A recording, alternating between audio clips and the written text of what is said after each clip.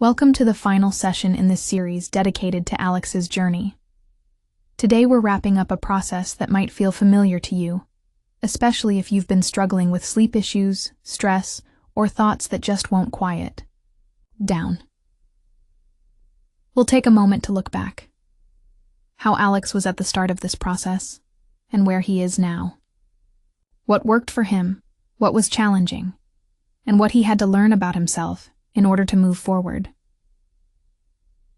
We'll also talk about how he plans to bring the habits that helped him, more calm, more clarity, and better sleep, into his daily life.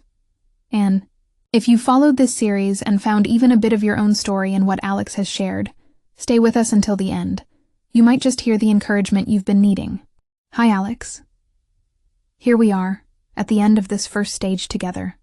I'm really glad you stayed present and engaged throughout. I want to give you some space to look back a bit. How has this experience felt for you? Hi, Maria.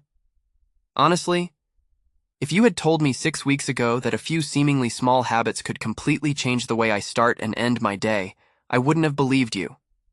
I was skeptical. Journaling, short walks, breaks without my phone.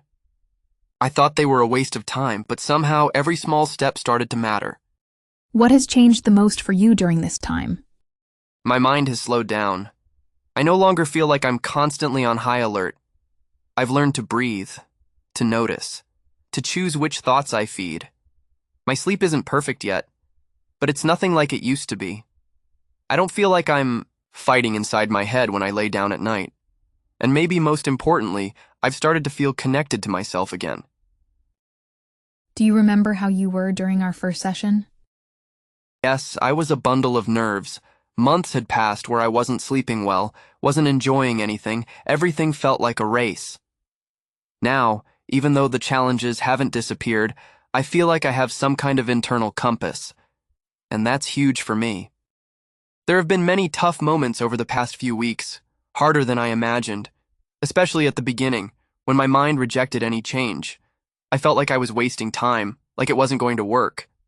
I would wake up tired in the morning, frustrated that I hadn't slept well again, and all I wanted was to go back to my old habits and stop trying. But something changed when I started simply noticing what was happening with me. One evening, after a chaotic day, I sat on my bed and, without realizing it, I noticed that I wasn't breathing. I was holding my breath. I was so tense. And that's when I told myself, okay, if I can't sleep, at least I can breathe. From there, step by step, other realizations came. That the fatigue wasn't just physical, it was emotional. I was criticizing myself all day in my head. I never gave myself a real moment of pause. It was hard to learn how to be kind to myself. I didn't know how. But journaling helped me a lot. Allowing myself to write without a filter. Seeing in black and white that maybe everything isn't as bad as it seems. It was like a mirror. I realized I had no idea who I was without the constant stress. I was defined by how much I worked, how well I performed, how hard I pushed myself. But beyond all that, I'm human, and I need peace, time, space.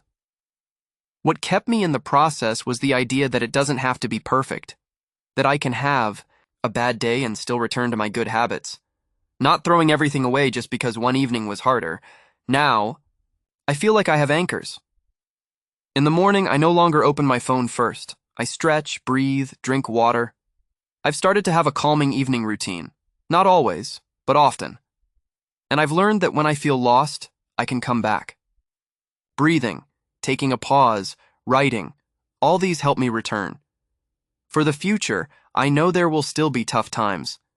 But now I have tools, I have a map, and most importantly, I trust that I can take care of myself in a real way without punishing myself for every misstep. If you could send a message to those who relate to what you've experienced, what would you say? I would say this. I know how frustrating it is when you feel like you've tried everything and nothing works. But it's not about finding a magic solution. It's about building, day by day, simple habits that bring you closer to your peace. And don't blame yourself when it doesn't work right away. Change doesn't come with noise, it comes in silence. And it's real. Just be patient with yourself. If you find yourself in what I've shared, if you wake up in the middle of the night with your thoughts racing through your mind, if you feel like you're always on alert and exhaustion has become your new normal, I want to tell you something. You are not alone. I know what it feels like to think you've tried everything and nothing works. I know how it feels to blame yourself for not being able to calm down or sleep like a normal person.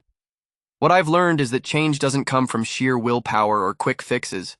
It comes from small things, done consistently. It comes from patience, from self-observation, from having the courage to stop and ask yourself, what am I really feeling right now? If you start this journey, don't expect it to be perfect, but expect to discover yourself, to learn how to be there for yourself. And when you have a tough day, remind yourself that one day doesn't define the whole process. What matters is coming back, moving forward even with small steps. I'm rooting for you, and I encourage you to seek support. You don't have to do this alone. Thank you, Alex. I'm deeply grateful for your honesty and the effort you've put into this process. Thank you as well for guiding me without giving me pre-made solutions. You allowed me to discover my own answers, and that makes all the difference. And with that, our journey with Alex comes to an end. I want to remind you that these sessions are just brief, condensed snippets of a real coaching process, which in daily life requires time, patience, and consistent effort. If you feel like certain topics haven't been covered enough, or if you have questions related to this subject, feel free to send me a message. I'd love to hear what's on your mind, or where you need more support. On Chillmaster Hub, we'll continue discussing other situations related to sleep, stress, and how our minds and bodies learn, step by step, to calm down. Stay tuned. Many more episodes with current topics and practical solutions are coming soon.